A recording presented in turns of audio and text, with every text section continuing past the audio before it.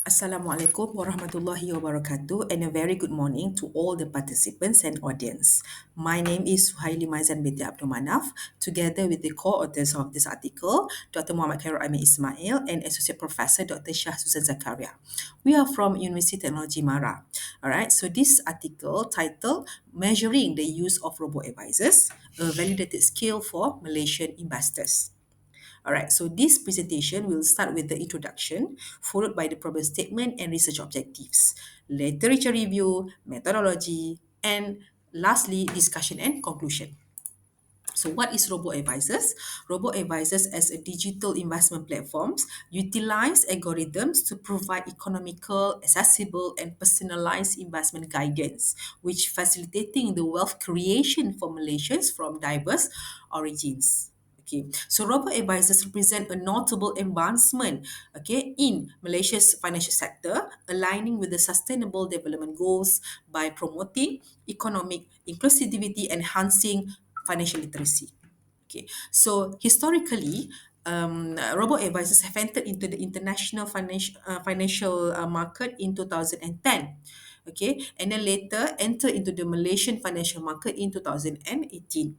Okay, so from 2018, very few users have used robo-advisors due to the insufficiency of financial literacy and concerns around specific aspects of digital investing.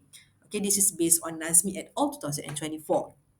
All right. So therefore, there is a need to identify the adoption factors of the intention to use robo-advisors and to utilize and embrace digital investing in Malaysia.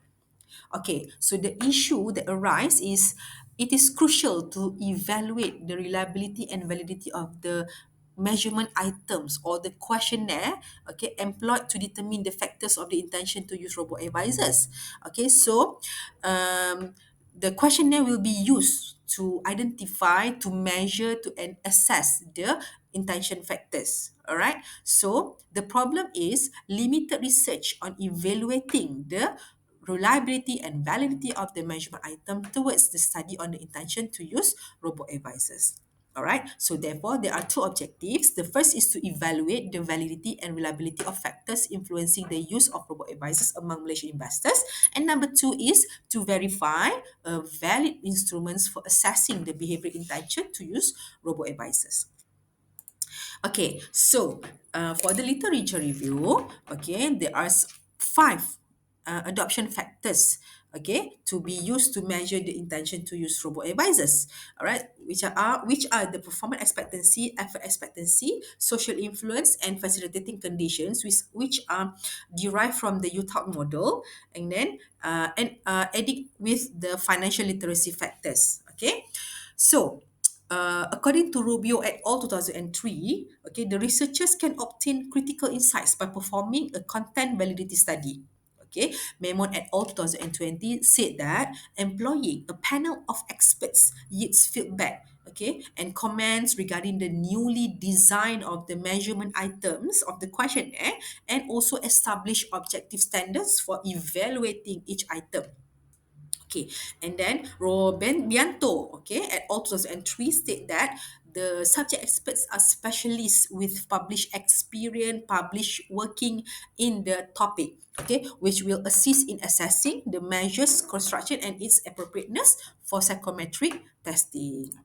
Okay, so this article or this study, okay, start with the literature review, okay, and then followed by the preliminary field research, okay, and then research problem definition, research questions, and research objective, and then the theoretical exploration, all right, and then this article okay, go to the selection of basic research method which are quantitative, okay, that using the online questionnaire. Okay, so for this study it start with the questionnaire development, okay, from adapted from the previous established studies, okay, and then we'll go to the pre-test process, which consists of the phase and content validity, and then refinement of the questionnaire based on the feedback and comments, and then we go to the pilot study, and then after that we go for the data collection, the final data collection, data analysis, and also the final interpretation.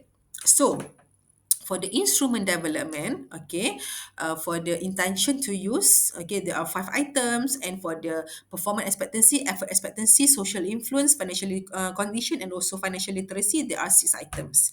Okay, so this questionnaire, okay, use 5 point Likert scale for the dependent variable, and then 7 point Likert scale for the others variable.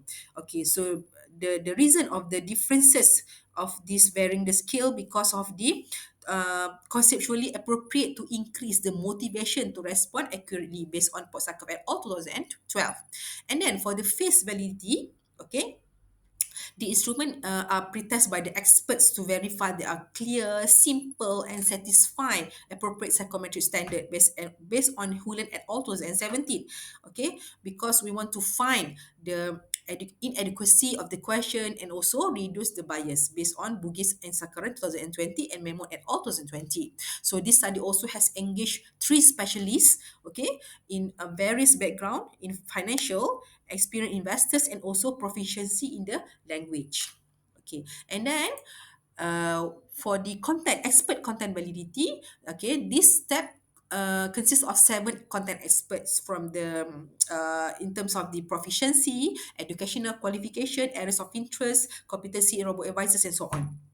Okay, they are requested to offer the recommendation or insight to the measurement, and after that we together the comments and feedbacks, we refine the questionnaire, and after that we go for the pilot study, which consists of 30 respondents. Okay, because we want to verify the quality of the questions, and we want to assess the respondents' comprehension and understanding of the questions. And then after that, the pilot study, the data collected has been assessed using PLS SAM, okay, which follow the threshold point, which are for the composite reliability more than zero point 0.7, loading more than 0.708, and AVE more than zero point 0.5, which are suggested by head all 2017, 2019, 2022.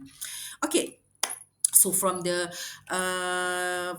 study also, we based on the total number of experts, which is 7, okay, a minimum of content validity ratio of 0.99 is required to accept the measurement item to be retained in the survey based on Lausche 1975. Okay, and then based on the table above, the minimum CV of 0.99 for 7 experts is required to accept the measurement item, okay, based on Lausche 1975. Okay, so from the table, it displays the assessment of the measurement model for loadings, CR, and also AVE. Okay, so from the result, all loadings are acceptable, which are ranging from 0.627 to 0.967. For the composite reliability, okay, the results are also acceptable, which are ranging from 0.903 to 0.976. And for the AVE also exceeds the threshold value. Okay. All right, so this study, okay, has achieved its main objective, which is to confirm and verify a valid instrument for assessing the behavioral intention to use robo-advisors. Okay, so the novel instrument has demonstrated satisfactory measurement performance, which is necessary for a forthcoming descriptive study.